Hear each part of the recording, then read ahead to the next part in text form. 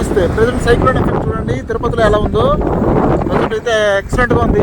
చూడండి మేఘాలు మొత్తం పూర్తిగా ముసినాయి తిరుపతి అంతా పూర్తిగా.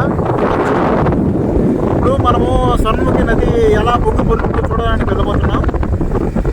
శ్రీనివాస మంగాపురం నుంచి మనము ముక్కేటికి వెళ్ళే దావలో మనకు ఈ స్వర్ణముఖి నది కనిపిస్తుంది.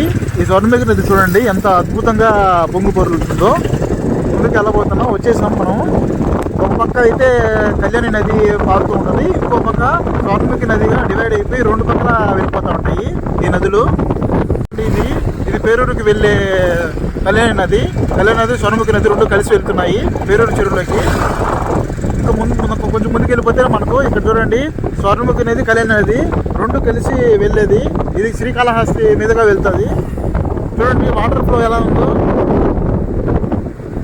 అద్భుతం అండి, ఎక్సలెంట్. చూసారు కదా